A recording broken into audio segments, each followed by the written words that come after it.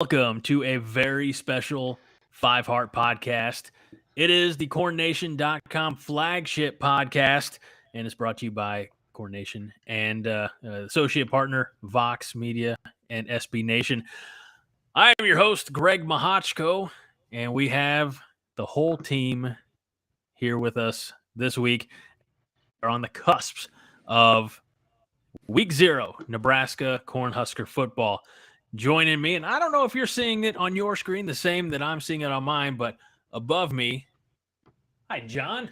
It's good to see you up there. I think I don't know if it was Mike or Carol Brady, but whoever was up top middle, and then to his immediate left or right, if you're looking at it from the screen, is Haas Reuter, and to my immediate side, we couldn't have the show without him, and that's Todd Wolverton. Men, welcome to game week for the Nebraska football team. Feels good, man. Finally. It's less than 72 hours. By the time this, it went from not everybody at once to everybody at the same time. You know, I was okay, and then tonight at dinner, my wife and Rotten Son said something to me about the game, and it suddenly hit me. Yes, we are playing football in less than 72 hours on another continent, and I thought, my head is kind of confident, and then my stomach won't stop gurgling. So I know that it's, I never usually got really nervous except for anything but giant games, and I don't really have alcohol to take this edge off anymore. So I'll just do Ricolas, I guess. I don't know what to do. Yeah.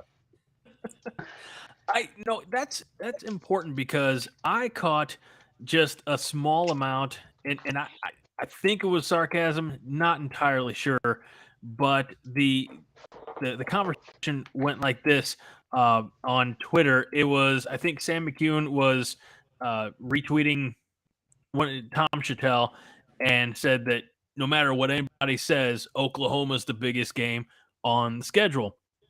And I said, look, I don't know exactly what statement you're trying to make, but when you've got a head coach who's 4 seasons in and not one of them is a winning record, the next game is the biggest game. And it doesn't matter if it's Northwestern or whatever FCS team we're playing to hopefully beat, or Oklahoma or Illinois or Indiana or Michigan. The next game is the most important game. And for a team that in the Scott Frost era has always really struggled getting going and starting off strong to the season, yeah, we could go back to year one in Akron and the lightning storm that canceled the game, and then playing Colorado the next week and losing Adrian Martinez, but losing the game. This team always has a slow start, and so we need not only is it's the first college football game of the season, but it's a conference game, it's a division game. There is no bigger game than the one coming up this weekend in Dublin. Yeah, I got to agree with you there, Greg. Oklahoma. It's easy to point at Oklahoma and say it's the biggest game on the schedule, but when you're 15-29 through 4 years and you've struggled to beat who you're supposed to beat, every single game is the biggest game. You can't rely on the name recognition of pointing at your schedule and saying that's the big one, or you can't rely on the name recognition of we're Nebraska. You can't just roll out there with the N on the side of your helmet and think you're going to roll over 8 of the teams on your schedule, and then you got 4 big games. You got to have the focus for every single game, week in and week out. Did you say that was Tom? Was that Tom Chattel you said, Greg? Yes, we went back through and found the conversation, and I'm glad I did. It was Sam McCune who was promoting a Tom Chattel column. My response or my comment came from the at Twitter at Five Heart Podcast, and I said, and I thought I was not being a dick, so I apologize if I came off as a dick, but I said respectfully, not to sound cliche, for a team coming off a 3-9 season that has bowl game aspirations and a coach in a must-win situation, the biggest game is the next game. And Tom Chattel said, this is a great point, and when will I learn to take it one column at a time? So I don't know if he was a little chippy in his response. I don't, because I know that, you know, I'm not a media apologist at all from a guy who used to be in a small market media, but I know that, you know, these guys are hammered by fans all the time. So I was trying not to be chippy. I was just, you know. Yeah.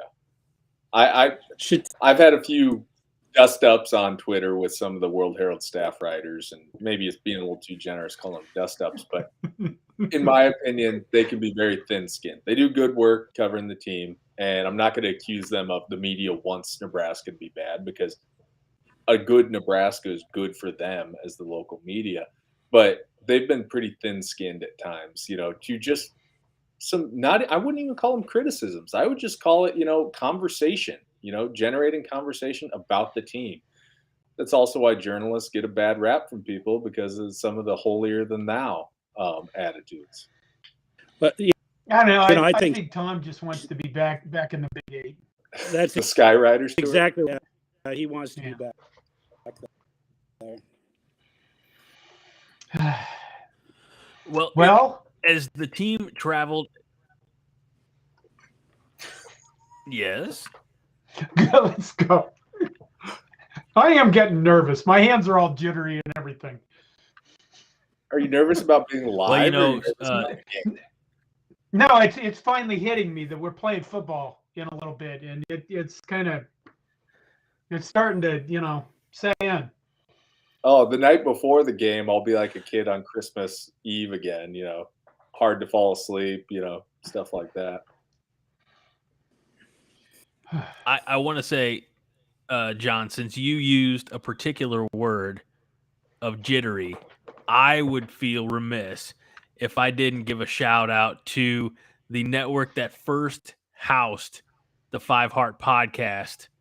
Obviously, we moved it to where it is now officially part of the SB Nation family, but originally it was on this little startup podcast network over at jitterymonkey.com. Still podcasts over there.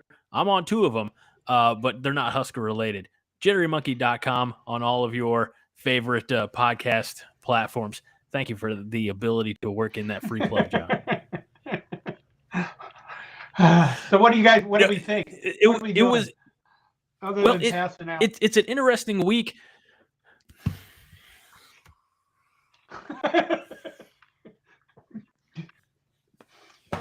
All right.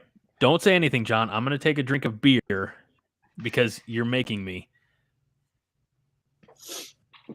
And what I was going to say is it's a unique situation for Nebraska. Obviously, I don't know if this is a make good game from the trip that wasn't last year because of COVID against Illinois, but you talk about road games, and this is, you know, the farthest road game that Nebraska's ever had to play, at least in recent memory. Because correct me if I'm wrong, I think they played some non-conference or exhibition games or something like that in the 90s, also on foreign soil. Am I right in that? Kansas State, Japan. Tokyo. Okay. So I guess it depends on which ocean you want to cross. I think maybe Japan is farther. Geography. If I was Japan and something in the military, but I'm not going to say it. Nah, probably for this. We're live, by the way. Thank you to everybody joining us live for this very special Five Heart podcast.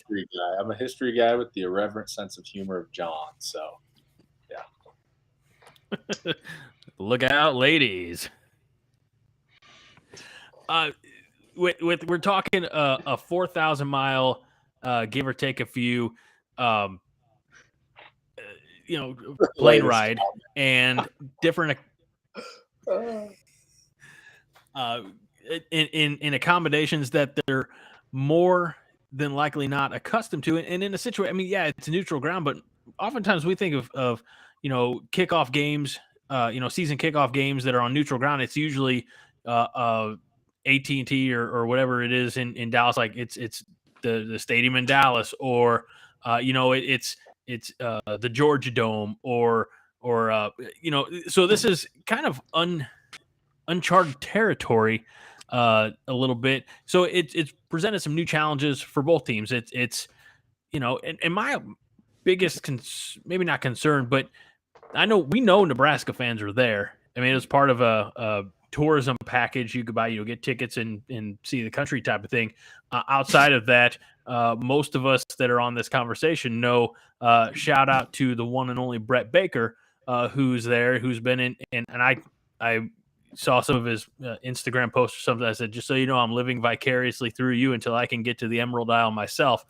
But we know that there are going to be Nebraska fans, maybe even a few Northwestern fans are going to take some time out of being pompous to make the trip.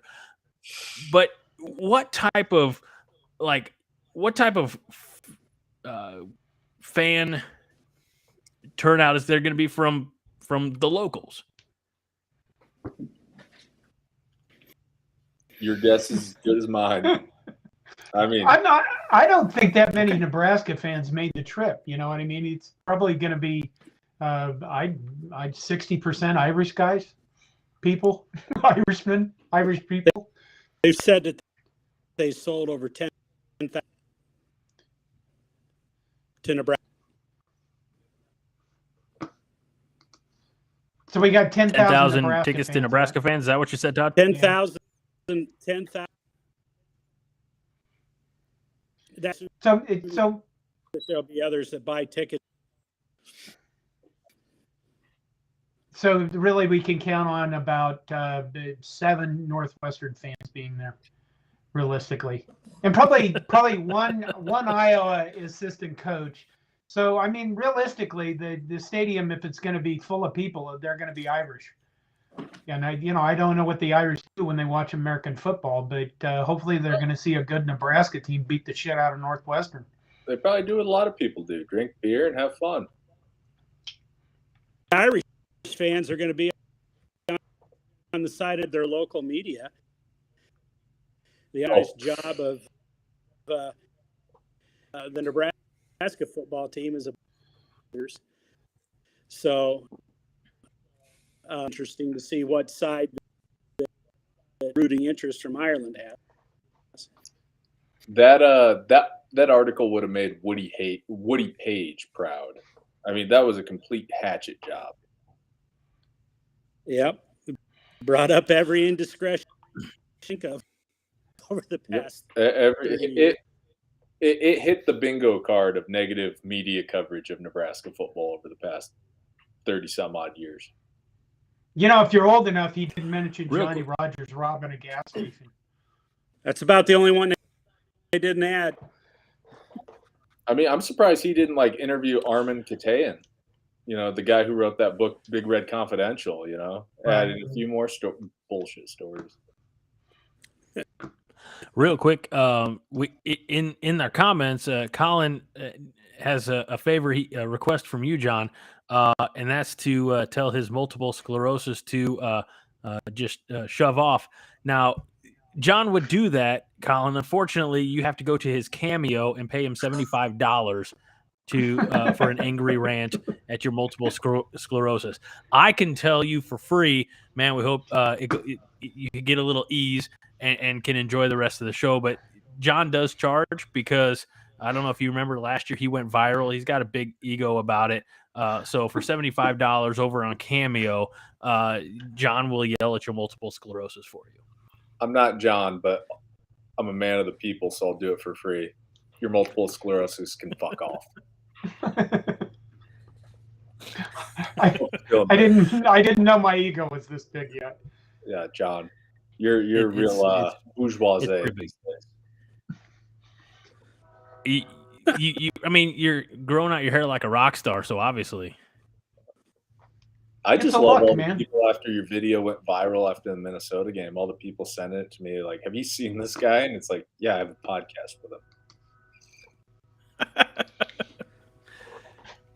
Well, let's talk about some of the Husker news that came out. Yell and talk shit online. That was always fun. Oh, Rick Brown. a is little there. bit of news that Go ahead. is going on with you guys. Well, I feel here's like the I don't thing get. for the people who are watching this. I made these guys do this live, and they're like, "We don't want to do this live," and I'm like, "We're doing it live," and now we're all dealing with software that nobody's ever seen before. So it's probably a little bit choppy and nasty. But I'm not a guy who plans stuff ahead of time. I'm a guy who jumps into the deep end of the pool and then figures out how to swim. So if there's any problems with this, you blame me and not these other guys. So you Especially just shoot Todd. from the Todd's hip got over that there? body language going like, why in the hell are we doing this? But okay, go ahead, Greg. Well, I was gonna say some of the news that came out before the team went abroad. We had some. I guess the best way to say it would be the news broke or was reported as to who was voted in as team captains. Yep. Oh, that's where we're leaving that? I mean, who gets elected team captain might be I don't know. I don't want to trivialize it, but the least relevant thing that I look for when it comes to my favorite football team. I mean, it's like, all right, these guys laid in the locker room. I'm going to be that guy about, winning is the only thing that matters. I'm more interested in who the best players on the team are. Travis Vokalek, good tight end. Captain. Not the best player on the team. You get what I'm saying? I'm picking up what you're putting down. What about the black shirts that were announced earlier today? Miles Farmer, starting strong safety. I like it. Greg, are you constipated right now? No, I'm trying to read a horrible graphic from Husker Twitter or the Husker FB Nation on Twitter about the black shirts. Because I only saw the. What's that? Don't invoke Husker Twitter. No. I mean, I know better than to do that. I'm just trying to read the names, and so I have to squint because it's not the best graphic. So I apologize. And maybe I'm a little constipated. What is that okay? I'm not here to judge. Get yourself some Metamucil. No. The only thing I have to say about the black shirts is this.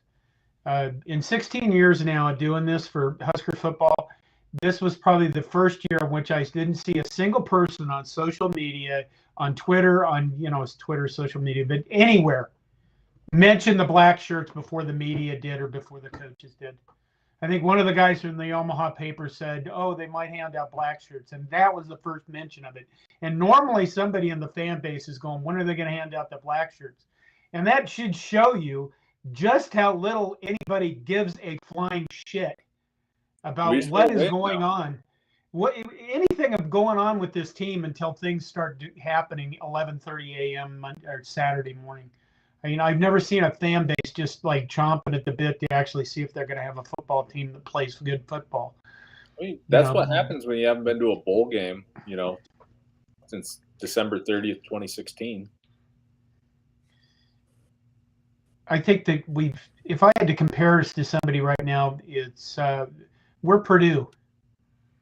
Our fan teams, even when they're bad, though. Yeah, I don't mean their football team. I mean our fan base.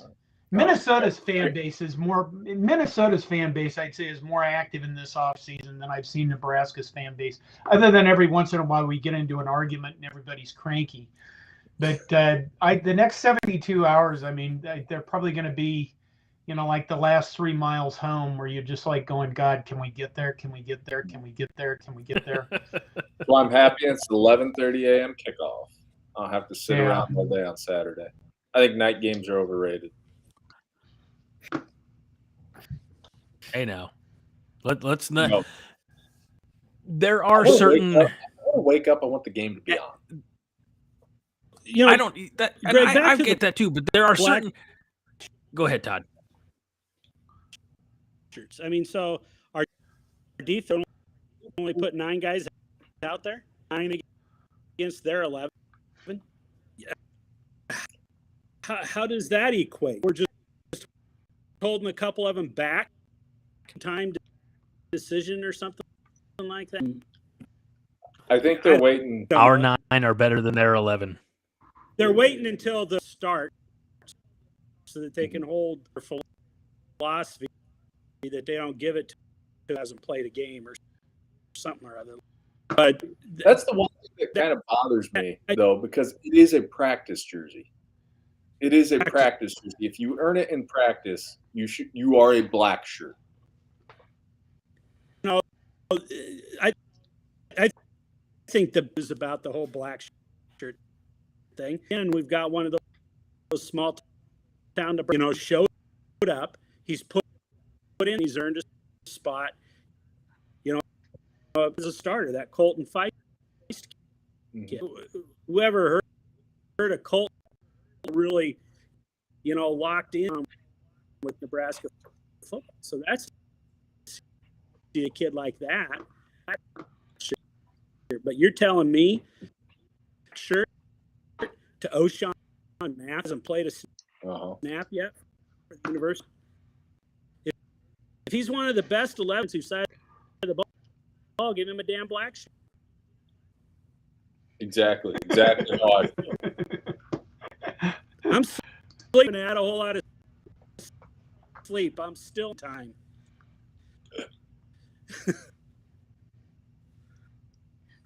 So, Todd, how much does jet lag really screw you up? A lot. So, I mean, throw away the idea that you're like 235 years old. How much do you think it'll affect a 20-year-old defensive tackle? By Saturday, I don't think it will. But, what I can, I've traveled 21 kids for college athletes. Generally speaking, when we were there, we arrived morning. And our kids for 8 or 9 hours. The challenge was to do not let them lay down and go immediately keep them up until normal bedtime. Go to bed at 10 o'clock or 11 o'clock, make them stay up that late. That was the best way that was our philosophy. So those guys will be fine by game. They'll work.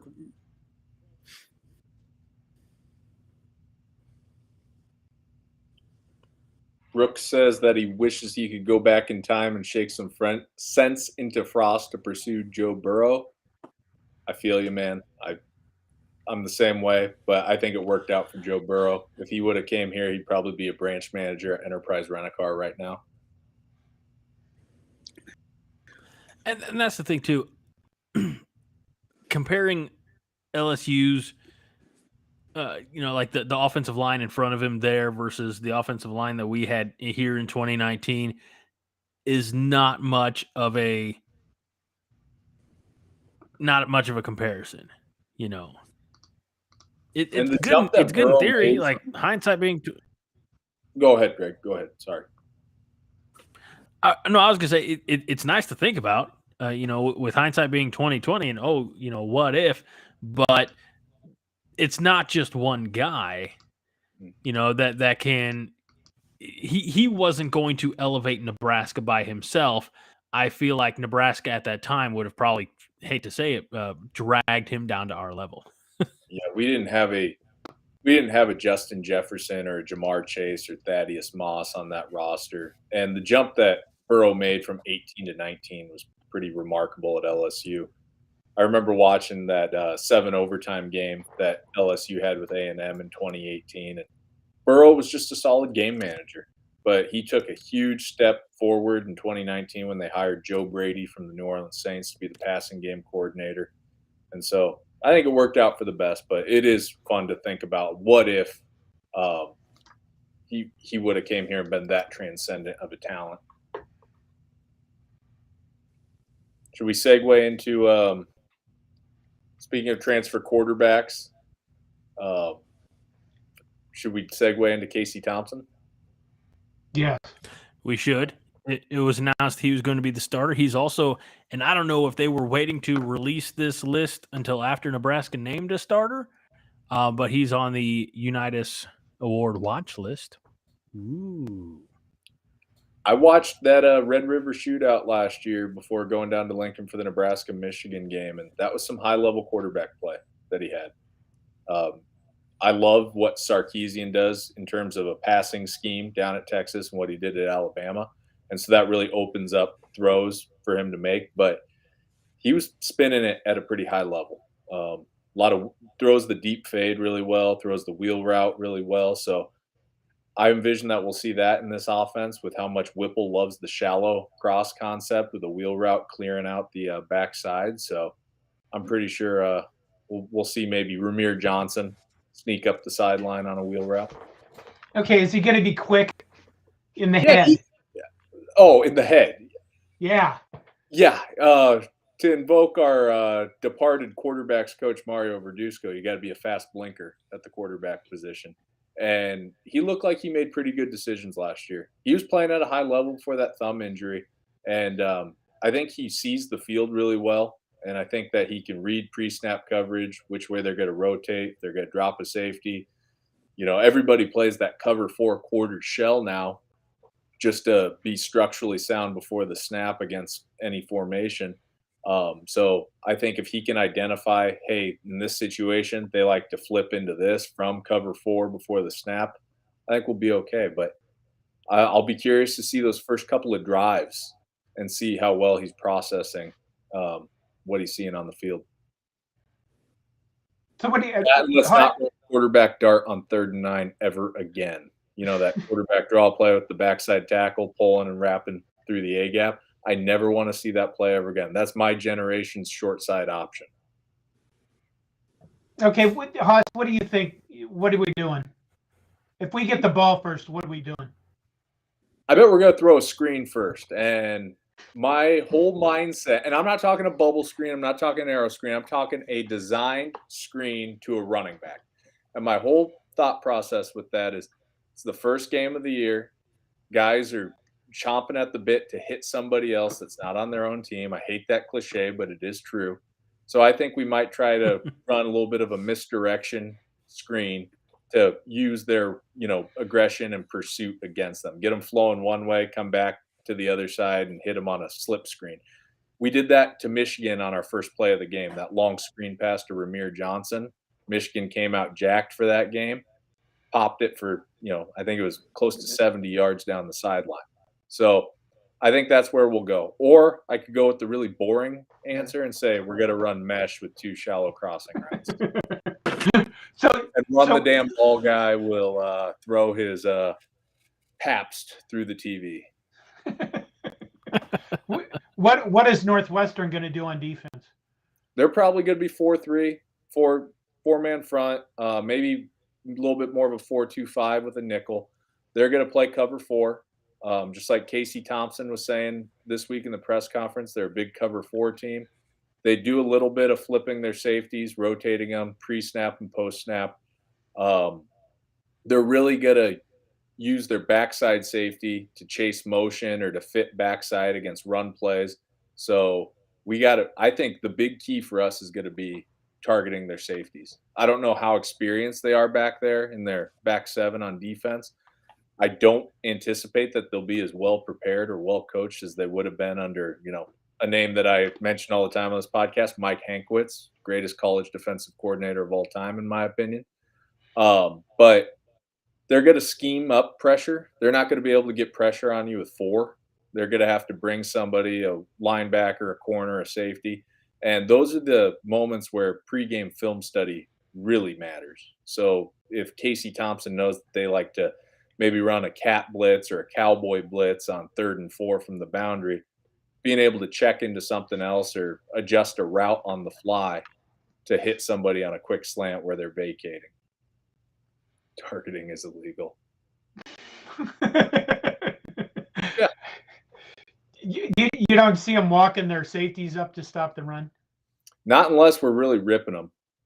I think that they're going to play cover 4, and we play a lot of cover 4 in Shenander's scheme, just like we talked about a couple of weeks ago.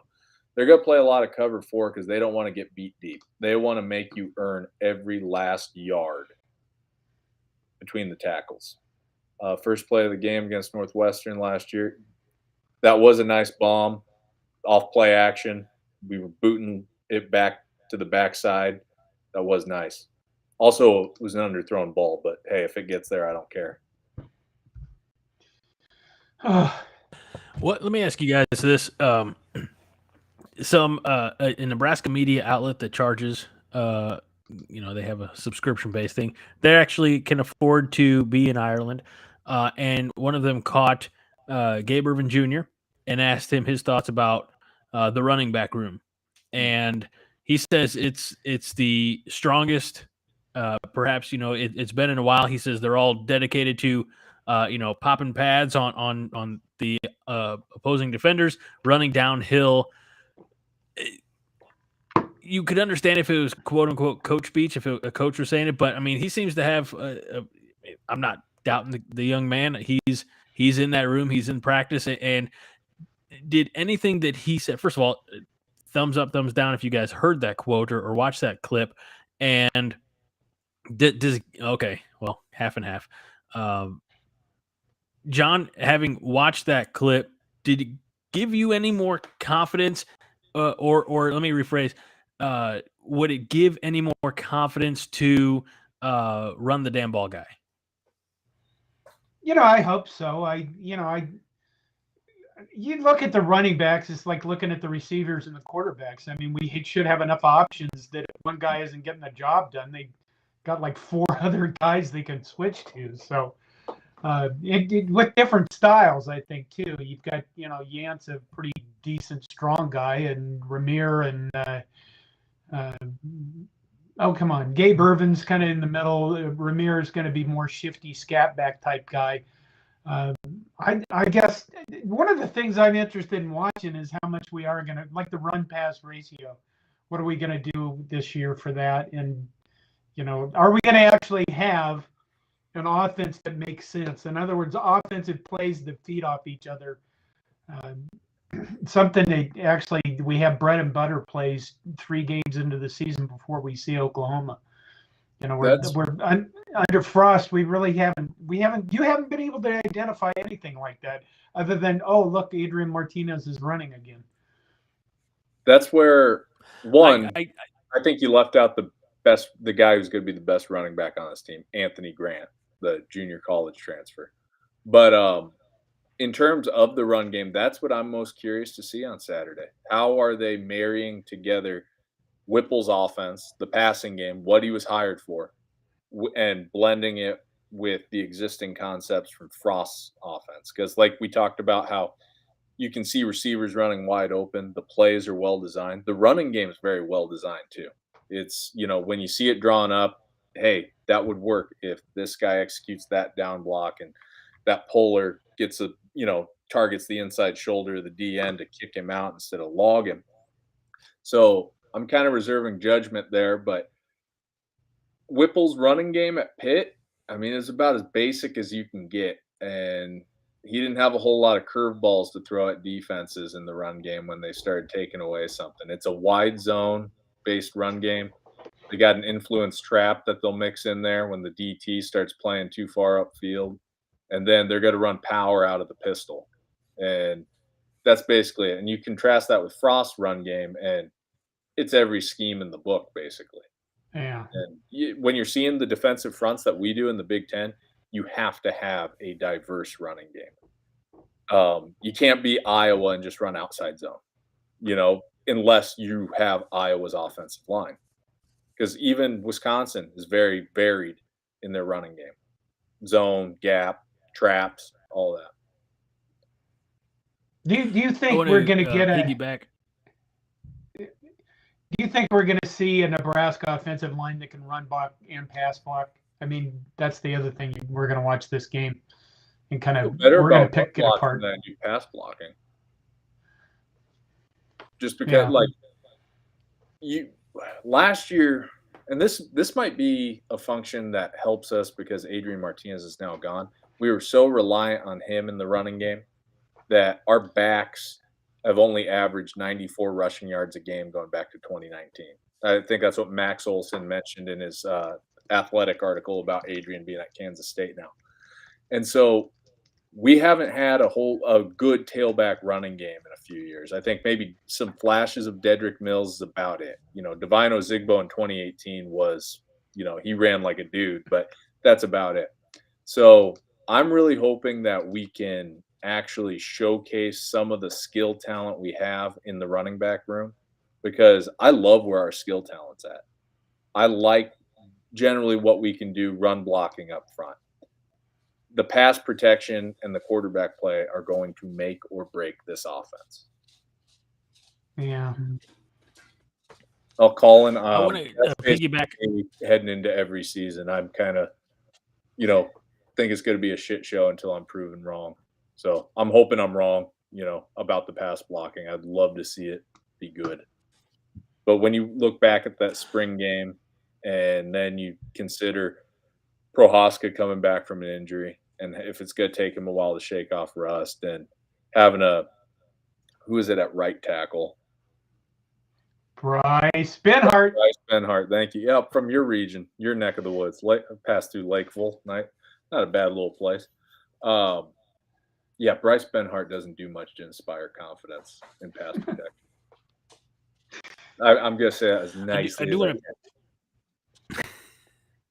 I do want to piggyback on something that John said a few moments ago regarding Frost and the, not inconsistency necessarily, but the Frost is a play guy, not maybe a system guy. Does that make sense?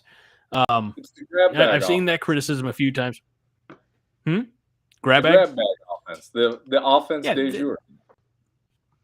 It doesn't seem like it, at least in the past, and hopefully this has changed with a little bit of a more veteran influence in Mark Whipple, but not a whole lot of cohesion. Like one doesn't set up another. For a lot of time last year and in the couple years before, we got to hit a home run every time, and I certainly, Haas, what you and I talked about last week is I understand that if you score in 2 plays instead of 12, if you have a 2-play drive that scores instead of a 12-play drive that maybe doesn't, stalls out or is a turnover, something like that, the longer a drive, that's why we talked about last week with the defense. If they can keep the offense in front of them and not give up the big plays, it creates further opportunities to force the offense into an error, a mistake, a turnover, something like that. But it seems like that's always been Frost's goal, is to, as quick as possible, get it in the end zone. And I when it works, I guess that's great. But the problem is it didn't work, so there's no backup plan. And I guess that's what's so vexing, so puzzling about how well that 2018 offense was clicking, racking up 450 yards or more in 7 or 8 straight games. We weren't just scoring on big plays. We were churning out drives, 10, 12 play drives. And now it seems like it's just this collection of plays, especially last year where it was this weird air raid Coastal Carolina run game, Frankenstein monster that some of the stuff looked like stuff that I was drawing up in my notebook in 7th grade, geometry class with all the orbit motion.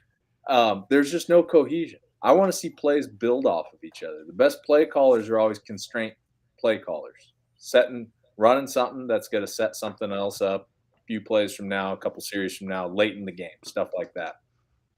And when your entire offense is, the deep Y cross play to Samari Toure, the quarterback dart, and maybe running, belly or inside zone to your backs, that's not exactly a whole lot that's going to build off of each other. And when it works, yeah, that's great. But I need to see consistent drives. I think, especially in the Big Ten. And I know that recently on this podcast, we've been talking about what a rough league the Big Ten Conference is. But it truly is. You got to grind out drives because you're dealing with a lot of 4th and 5th year seniors on defensive lines who, it's a grown man's game at that point. Right. I want to touch on a couple of comments here, and then we're going to get to our predictions. We we promised each other we try to keep this under an hour, and with Todd's we'll say technical difficulties, poor guy's just sitting there listening until we're doing the predictions. So God bless you, Todd, for your patience. Thank you for your service, you're a saint in ways that I am not.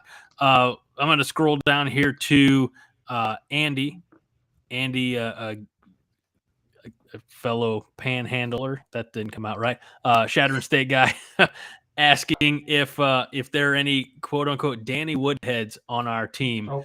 The one that comes to mind, even though he's not getting immediate playing time, but when you think of home state guys who are maybe getting their due, and we mentioned him earlier, would be Colton Feist. Brody Bell. It's not a. Is Brody Bell still on the roster? He got enough airtime last season. Todd really does class up the place. Jeez, John, Todd, you had to go there. Danny Woodhead, in what regard? I mean, Danny Woodhead was incredible. Like a running back that's going to rush for like 7,000 yards? Yeah. God, I hope so. The way I interpreted the question, a and real Andy, I know you're a real 5-heart guy. Is that what?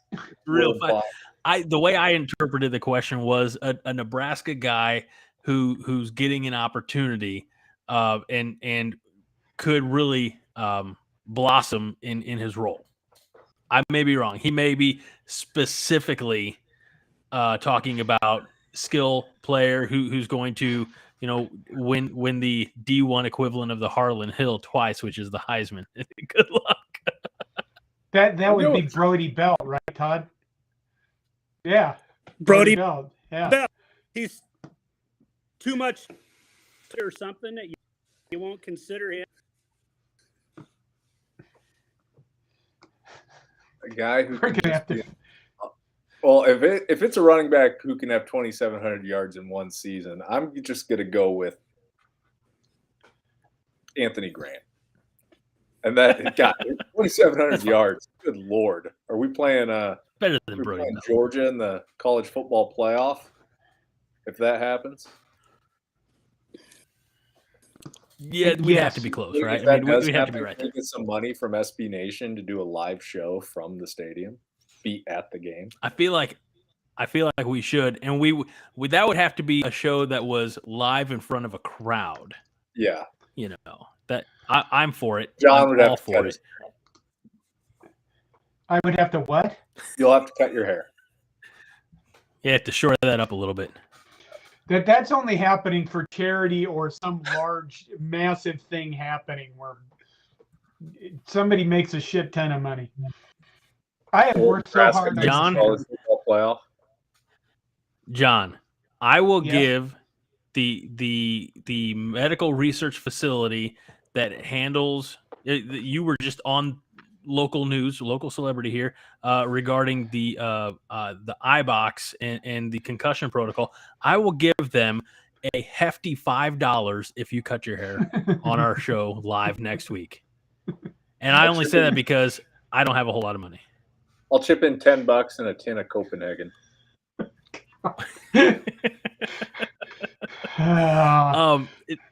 Another one from Andy, and I'm not. This isn't nepotism. No offense, Andy's not my favorite, but he did give me a shout out. But he asked, he says it seemed like Frost liked to use his bigger backs as a lead fullback. Will we see Whipple use that same type of run game? I just want one damn fullback on our roster. Agreed, Andy. I could see Chancellor Brewington playing kind of a situational fullback H-back role. I mean, that guy just murders people on the field. So, yeah, I think that'd be a good role. He might not get the ball on a trap play, but in terms of clearing the road, for being a lead blocker, yeah. We had some good questions early on from Brooks. I'm going to try to scroll down here and find them. John, you be ready to show them as well. Oh, that wasn't it. Brooks said early on, he says, if we win this game, we are blessed with a year of good luck and we make the playoff. You heard it here first, boys. One game at a time, Brooks. One game at a time. No, Brooks, we got to give him credit. He called the playoff long before I mentioned Georgia, Nebraska, Georgia, in the college football playoff. So, Brooks, I hope you're a soothsayer. not Yeah. not mentioning his name, and you guys know who I'm talking about. But Colin asks, and we'll get to actual like the season predictions, but he says predictions on who scores the first touchdown for Nebraska on Saturday.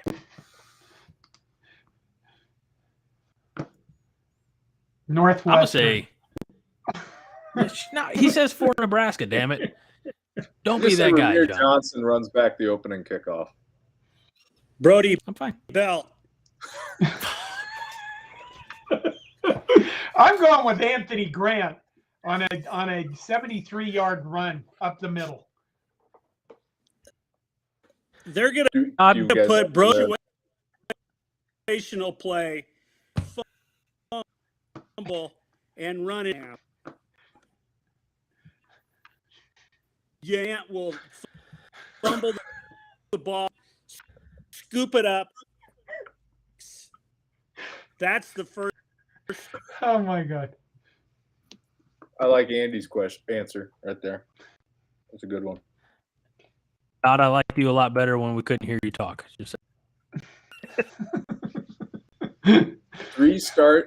Starting three wide receivers. I think it's gonna be Trey Palmer, Omar Manning, and God. Other than that, that's a tough call.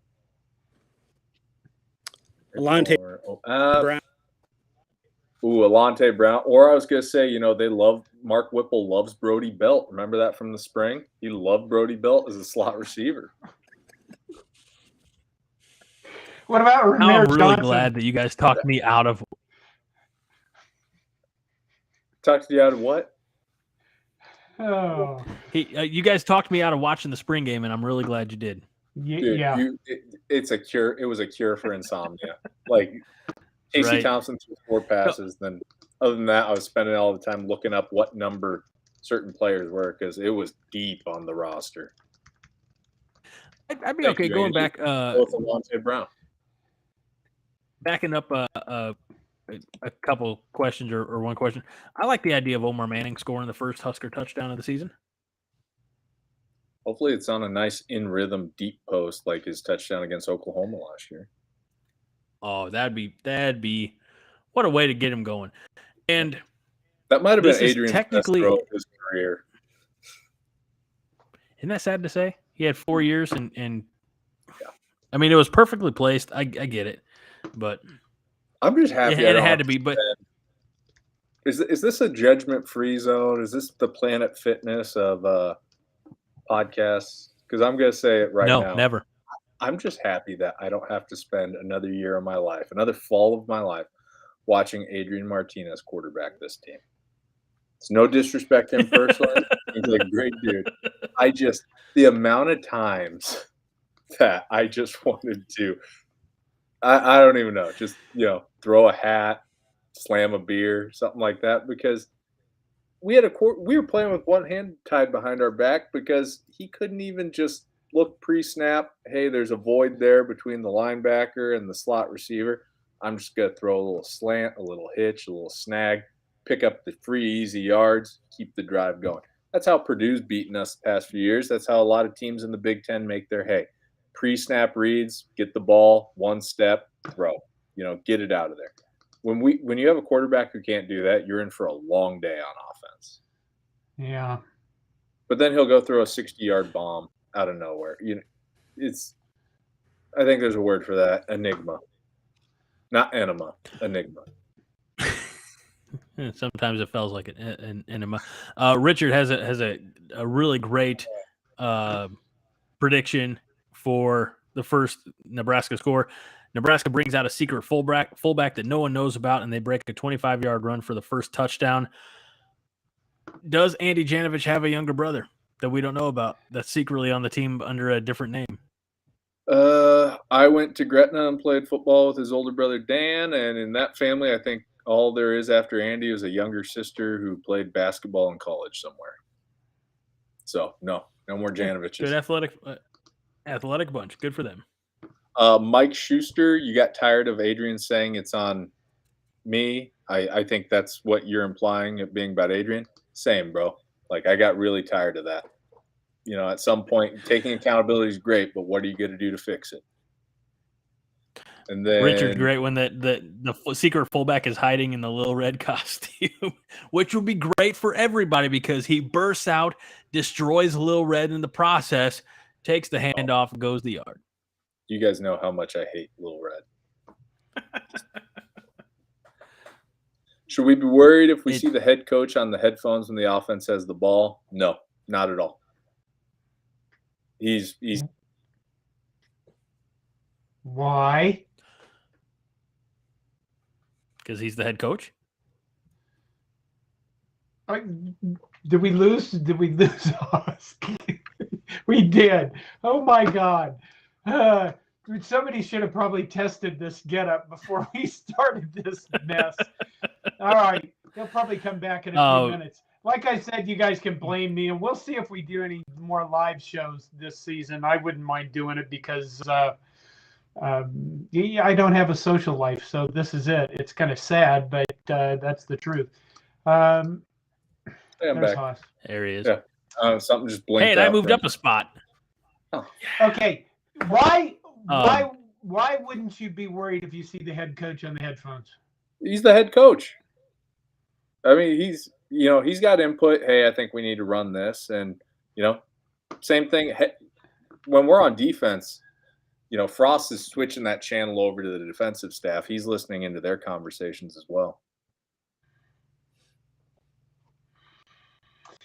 I don't know. Speaking of, right before you got disconnected, Haas, a friend of the show, Josh, says this is a blast. Get Haas a whiteboard and markers. So, I mean, I have. You can't really see it. I gotta find just right. Yeah, nice little orbit screen pass that I had drawn up there. But yeah, maybe we should do that. Colin wants to know who do we think will start next to Ty Robinson on the defensive line? Would it be Nash, Feist, Wynn, or Devin Drew? I think it'll be Wynn. Devin Drew, a little undersized at 280, especially for the Big Ten Conference. That's like putting Cam Meredith at 3 technique against Wisconsin in 2012 when they ran for 3 million yards in Indianapolis. So that makes me a little nervous. Situationally, that's not a bad thing.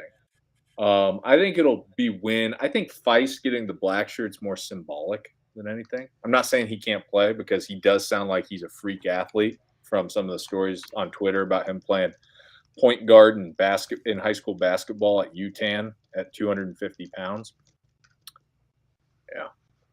But I'd go with Wynn.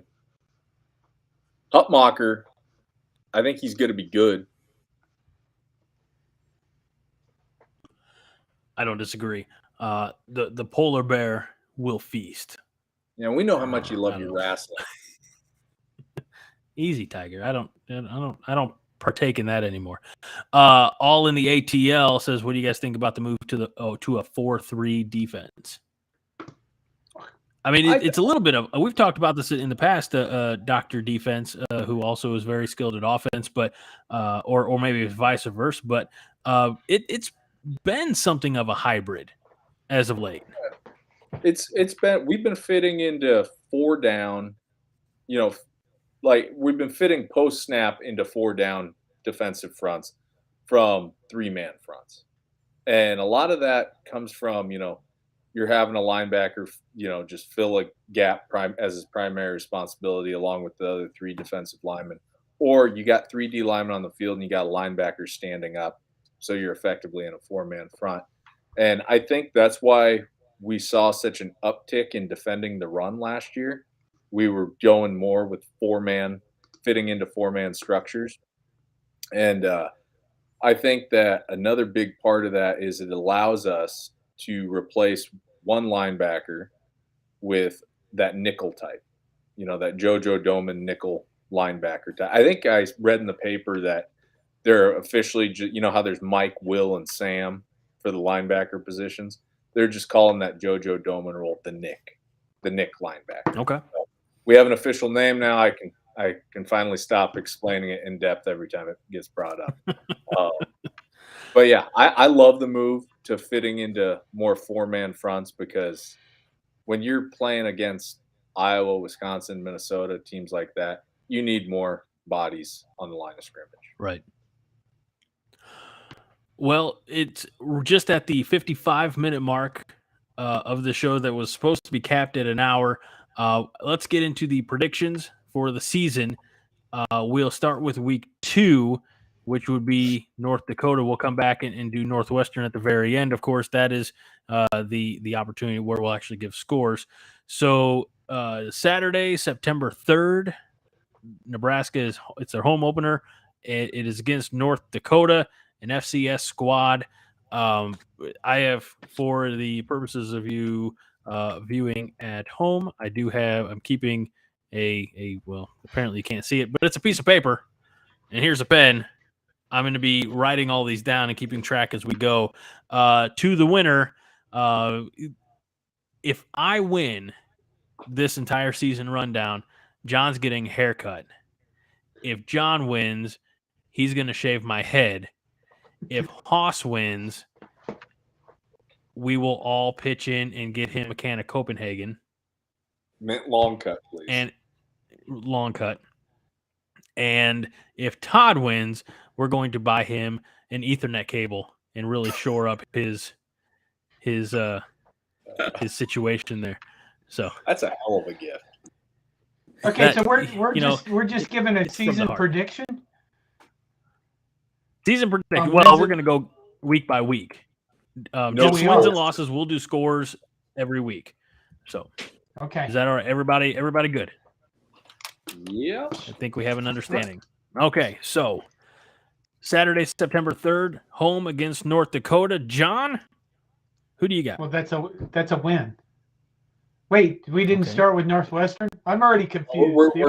We're going to circle back to that last. Okay, fine. We'll circle back to Northwestern because we can give the score from Northwestern City. Yeah. All right, so John, you say Nebraska wins against North Dakota. Haas? Win. Duh. Todd? Win. And I will say, of course, that's a win. We'll follow that up with a home game against Georgia Southern on Saturday, September 10th. This is going to be under the lights. This is a 6:30 kickoff. John? Win.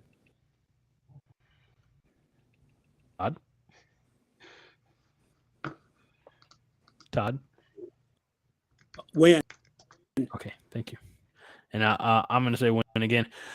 All right, here's the first one, at least as we're going, that is going to be a challenge. It's an 11 o'clock kickoff, September 17th, home against Oklahoma, the big noon kickoff for Fox. John? Loss. John. Haas. Todd? Todd says thumbs down. Okay. I'm going to go win. Mr. Kool-Aid. I'm going to go win. Huh? Next we have never mind.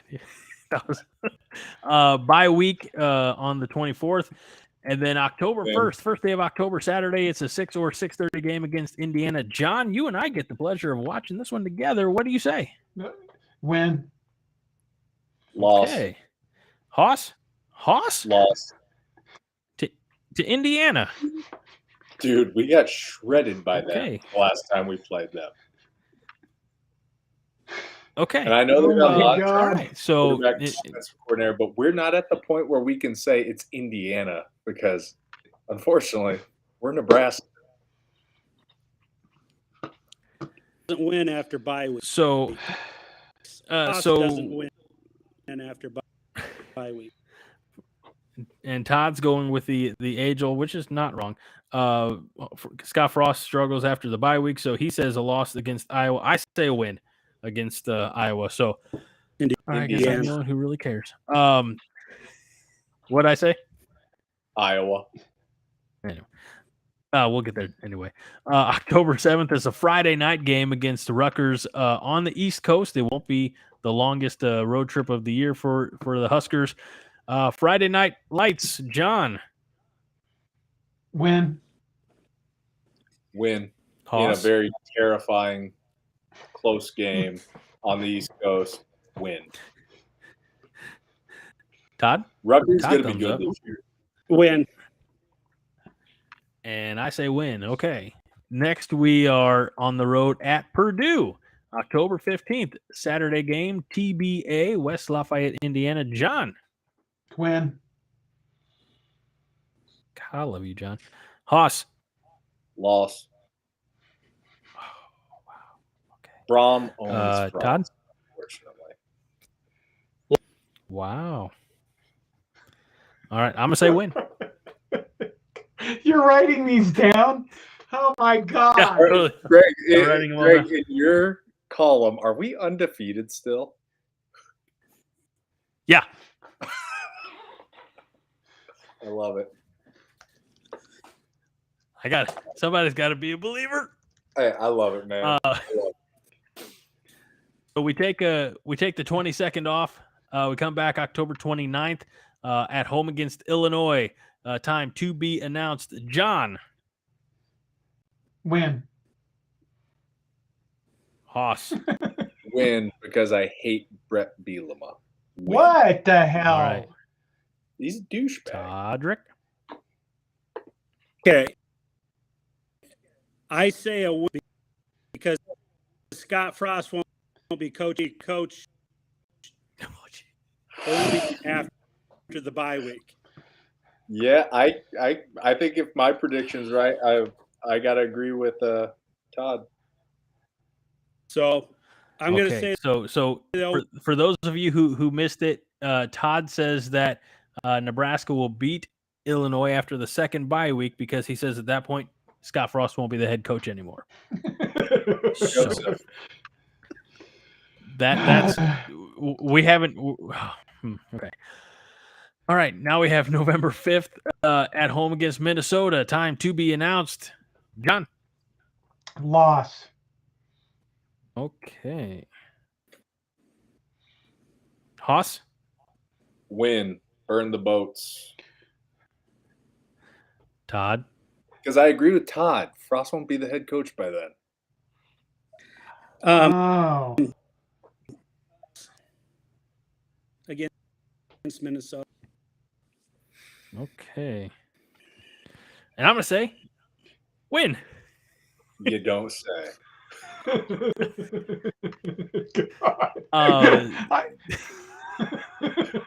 Greg's got us in the. Greg, you're not even All right. drinking Kool-Aid at this point. You are just snorting the Kool-Aid packets. So you can't see this, I don't think. There's a penguin on this can of beer. This is Urban Chestnut Brewing Company from St. Louis, Missouri. And this is a fundraiser beer that they actually made. It's a Kolsch Ale fundraiser for the St. Louis Zoo. So this is a good pint. It's empty. I'm ready for another one. But if need be, on a Husker game day, I will pour Kool-Aid packets into my beer and make something truly outstanding. I never want to hear another person on this podcast give me a hard time for drinking Coors Banquet and orange juice for 11 a.m. games. Ever. That is what on earth, Greg? I mean, I haven't done it. I'm just saying I would if I had to. Have been born in Hastings, Nebraska, home of Kool-Aid and Tom Osborne. That's fine. Me and Tom will go out there. We'll kick it at the diner, old man style. Coffee at 6. Next up, we have at the Big House, November 12th against Michigan. John. Loss. Loss. Loss. I'm not saying we're going to get, the doors blown off us. I think we'll be competitive, but loss. Loss. Thumbs down from Todd. And you know what? I think this is going to be another close one between two storied teams. And I'm going to go with win.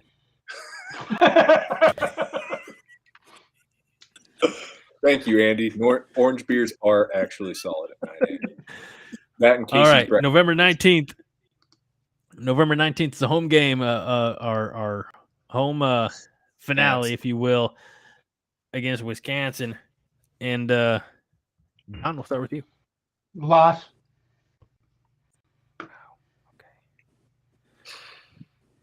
Hoss? Well, we haven't beaten Wisconsin since the iPhone 4 was brand new, and they're releasing the iPhone 14 this fall. You know, you don't have to make fucking references like that. You don't have to. It hurts me. It hurts me. It truly does. I'm just providing context for our loyal listeners who were kind enough to join us live. Are you going to bring up the Eisenhower administration or some goddamn thing next? No, because Nebraska football wasn't good in the 50s. All right. You want to Hoss, talk were you about thumbs the up or thumbs down? Eisenhower interstate system or something? We're focused here. We are focused here, mister. Hoss, where are you at on this? Nebraska or Wisconsin? I said loss. Oh, I didn't. You were going into a history lesson about iPhones, and I thought you were like, well, symbolically, we haven't won since the iPhone 4, but now we're getting the iPhone 14, so I really like our chances. No, I said loss. All right, Todd. I like it. Gotta win. Oh! Every And I'm dog going to go has with their day. Be so depressed, and then out, and they're going to beat Wisconsin. It's going to go into the Iowa game with fall.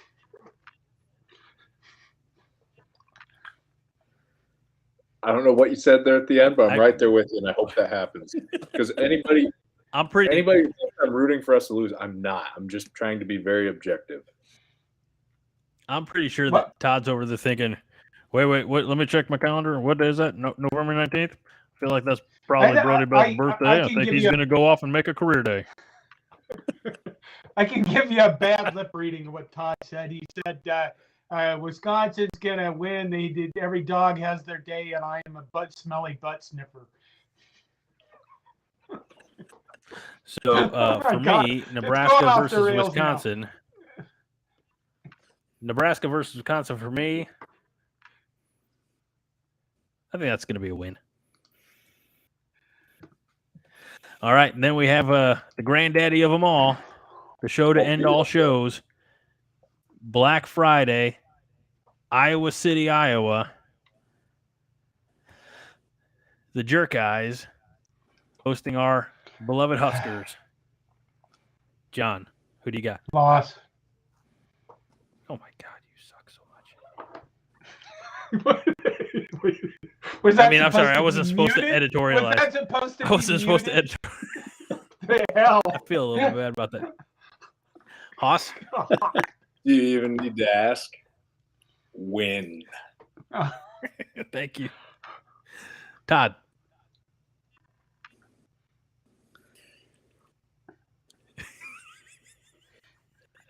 It just hurt. No.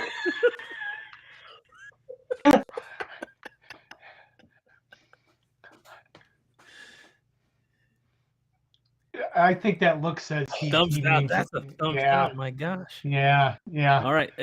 And look, you may be able to make the claim that at certain points during this prediction process, I may have followed my heart rather than my head. Now, I'll disagree, and I'll argue with you day and night until we run out of time, which we're about to. But on Black Friday, it's going to be a win. So, all right. Well, now the big one. So what is it for each of our predictions? Season record before the Northwestern game. Before the Northwestern game,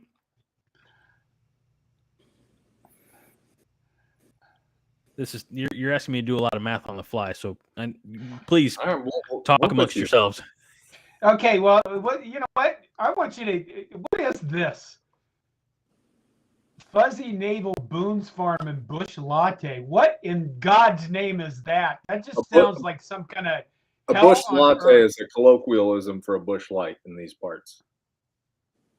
Say that again. A Bush Latte is a colloquialism for a Bush Light in these parts. Okay. And what is a Fuzzy Farm, man? Oof. That just sounds like you want to die. the Fuzzy Bush. All right, so here we go. Before we take into account the Northwestern game, John predicts, excluding Northwestern, 6-5.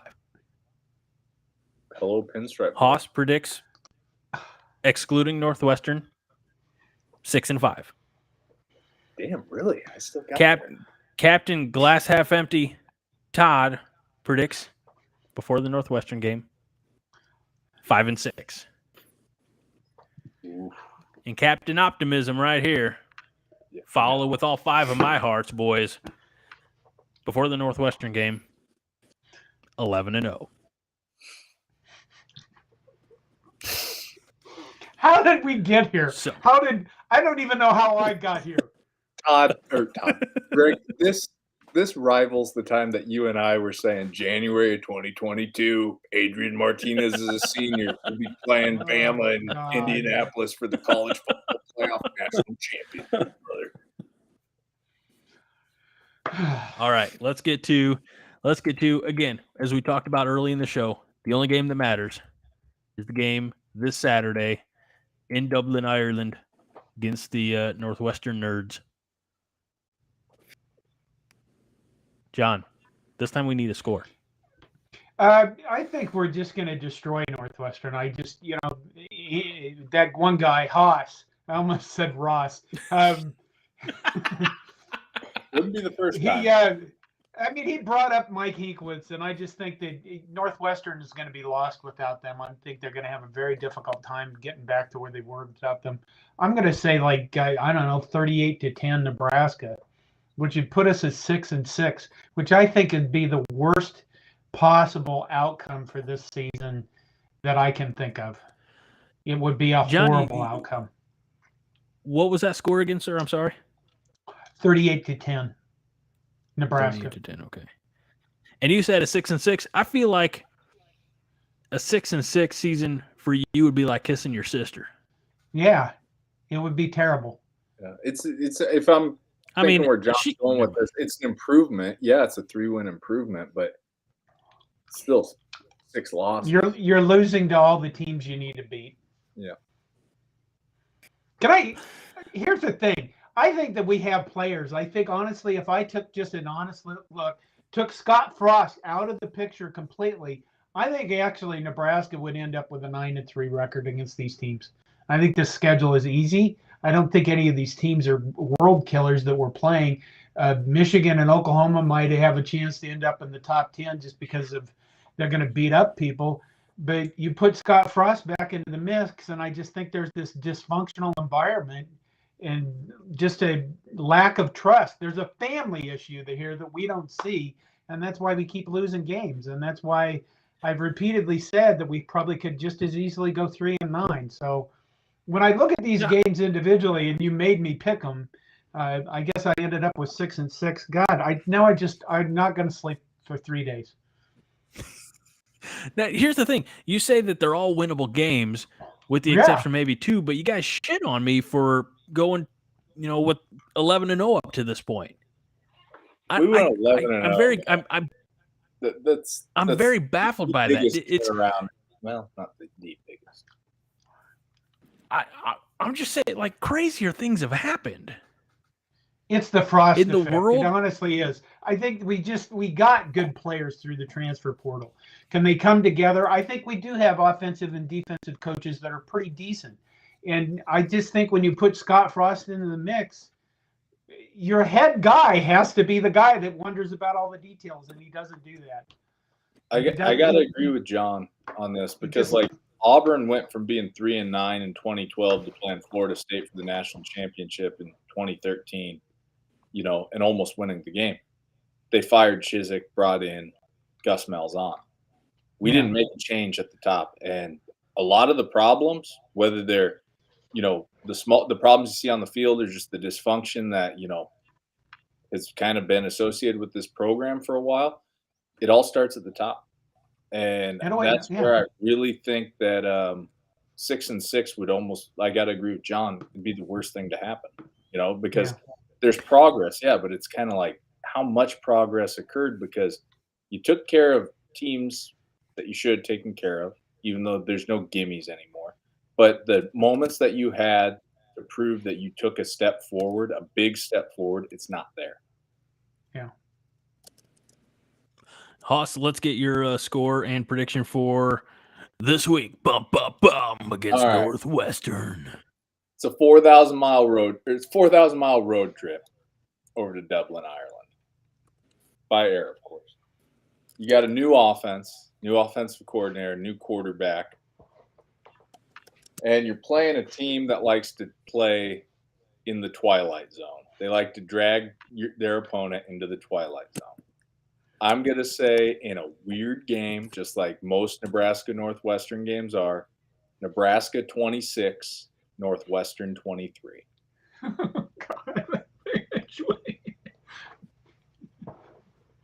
And that means we make 4 field goals, guys. We effectively kick 4 field goals. So Bill Bush worth every penny. All right. Todd, I know you sent us a message because you're concerned about your technical difficulties. 6-6 is perfect. Yeah, you're still moving from us, Todd. It's just frozen on your screen. Try. We beat Northwest 6-6. But Okay. or 10-2 and 10-2. I hope it gets. The bad lip reading says Todd says that Nebraska will beat Northwestern 21-13. 6-6 was not going to cut it. He really hopes he's wrong, and he wants 9-3 or 10-2, and he is a smelly butt sniffer. What a terrible joke. By the way, I never left middle school. By the way, to get everybody up. Sorry, Greg. No, you're fine, Hoss. I was just going to say, by the way, too, we'll get there, Mike. To get everybody up to speed, with the wins predicted across the board, Todd has now elevated his season prediction to 6-6, whereas Hoss and John are predicting 7-5. So it's okay. Math is hard. I also. Next question. Do you want to do that now? Before mine? We can do that. So Mike wants to know how many losses before Frost gets fired, and everyone must answer, or he's never coming back. Nobody's rooting for Frost to fail, Andy. We all want a successful football program. I think it depends on when the losses happen. If the losses happen, let me get back to the schedule here. If we are to the middle of October and our only wins are against North Dakota and Georgia Southern, I think then you can say four losses because at that point it's Northwestern, Oklahoma, Indiana, and Rutgers.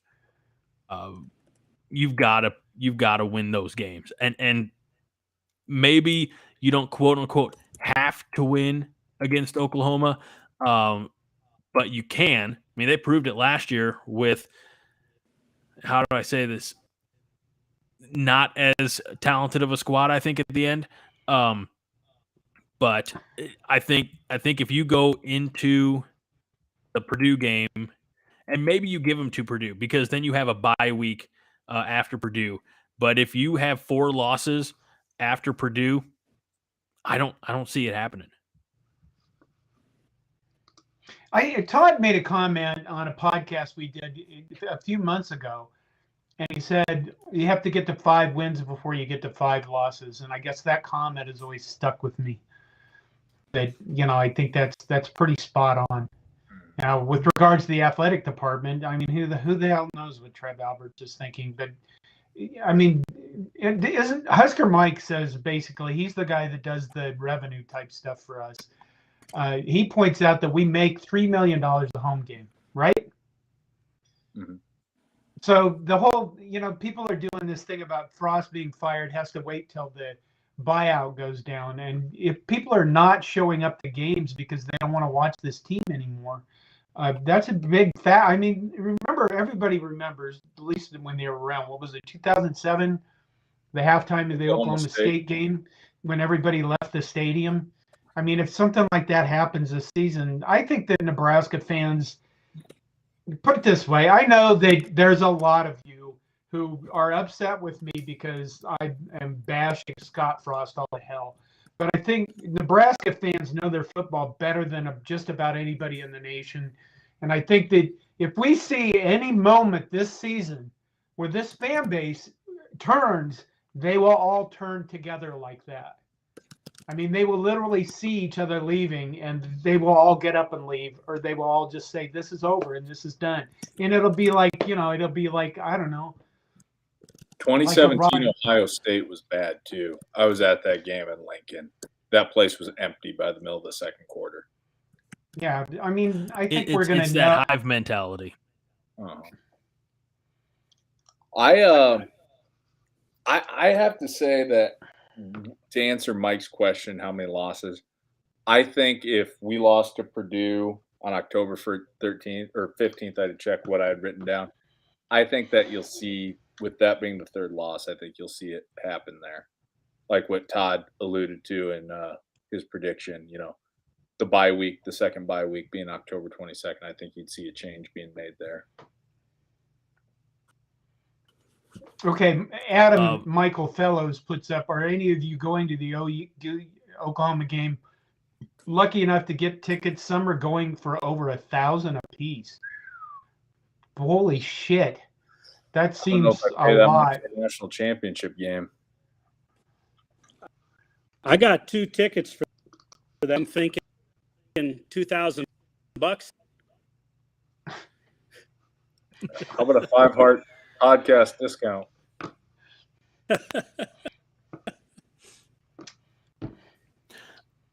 And then so let me get into my Northwestern prediction. We have question marks. I would say the bulk of our question marks are on the offensive line.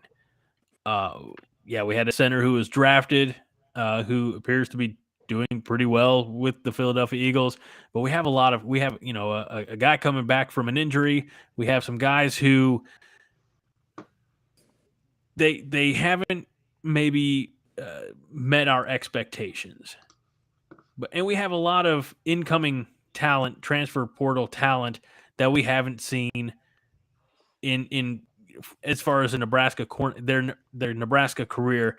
We haven't seen them in any actual gameplay. We have offense, defense, special teams, transfer young men coming in, and all of them have the ability to make an immediate impact. We have, Nebraska and Northwestern playing in the same conditions, meaning that it's not a home game for Nebraska. For Northwestern. They may be the home team on the scoreboard, but they had to travel almost as many miles as the Huskers did, and everybody's in that.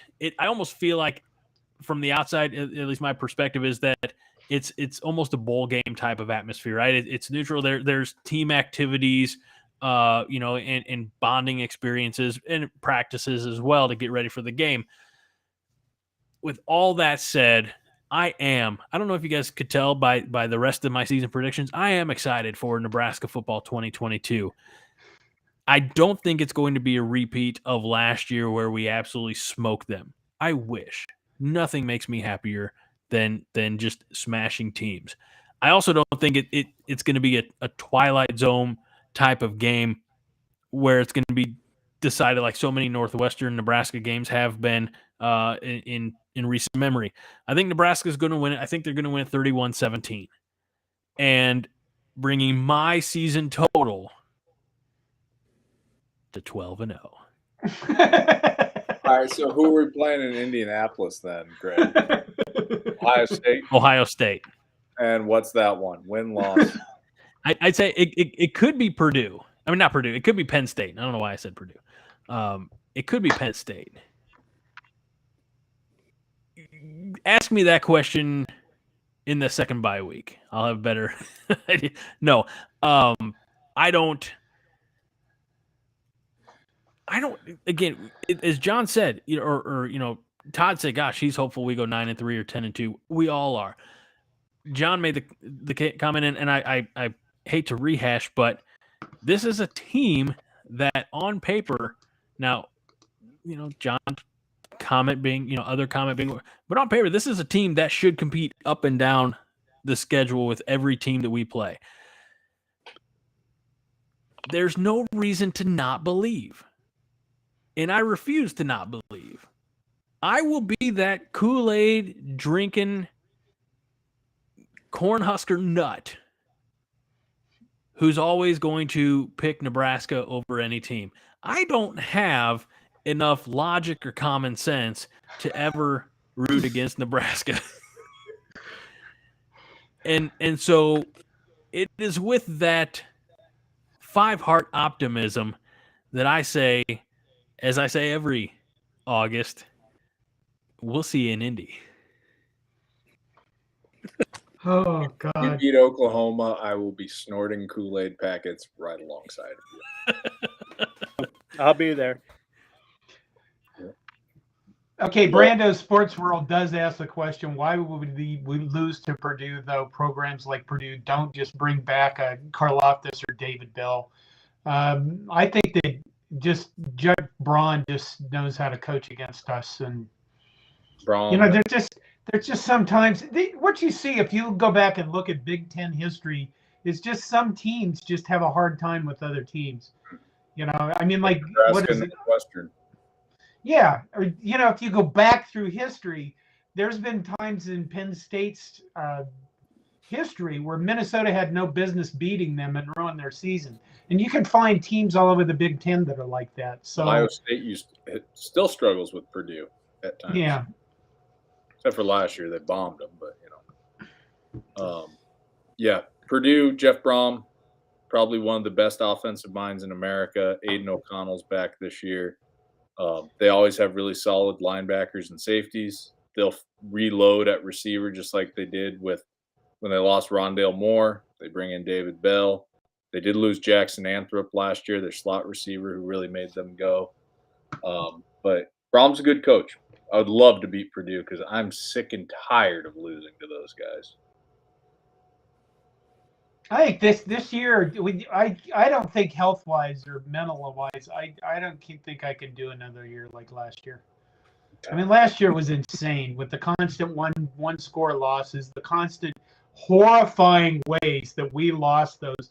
Don't forget that we gave up the first points of the college football season last year on one of the dumbest plays I've ever seen Nebraska make on special teams. And we can't do that again this year. That Illinois game was one of the most frustrating losses in recent memory as a Husker fan. And you kind of hope that we've run out of ways to fuck up a game. I mean, honest to God, like how many different other ways can we screw something up? So hopefully, maybe we got that out of them. Andy, thank you. I feel like that's perfect for how I feel. I feel like 2021 Huskers explored, examined, and succeeded in finding every possible way to lose a game. Mm-hmm. In my closing arguments, Your Honor, the era of the heart attack Huskers is over. John, you'll not have to worry anymore. They won't all be 45-point wins, but the sun always rises. And be it the Great Plains of eastern Nebraska or the sandhills of western Nebraska, the sun shines on the great Cornhusker State. And that is why, ladies and gentlemen of the jury, you absolutely have to believe in the 2022 Nebraska Cornhuskers. Hoss, are you raising your hand or are you testifying? A little bit of both. I got to say, that was very inspirational. And I think the Kool-Aid's been injected into my veins a little bit more just off of that alone. Yeah. LFG, let's go. Does that mean you're changing your season prediction to 10-2? No, I'm not. But I'm just. He's too logical for that. I'm jacked for Saturday. Well, let's shove off then and get ready, as we'll know how right or wrong we all are in less than 3 full days. 72 hours from now, we'll know because the game will have been over. So let's go around the horn and thank everybody for being here. Hoss, thanks for joining us. And sincerely, I know you've been back on the show quite a bit this summer, but it's truly great to have you back in what we hope is a full-time capacity. So thank you for coming back, and have that whiteboard and marker ready. Todd, I know we had some technical hiccups this week, but what we could hear you say, we could sure hear you say. We love your presence. And no, it was great to have you here, and look forward to we look forward to hearing more from you. It's funny because in our group chat, he's with him being on vacation the last couple of weeks, he said that he felt muzzled, and now he comes back. It's almost like he jinxed himself.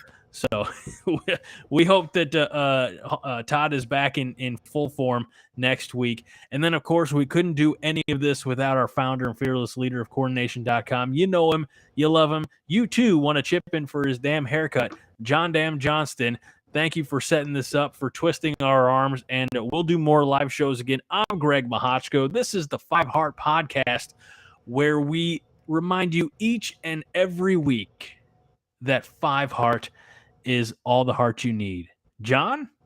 Go Big Red! Win the damn Todd. game. Oh. Go Big. So right up here. Are we clear? My You're turn good. now. Win the damn game.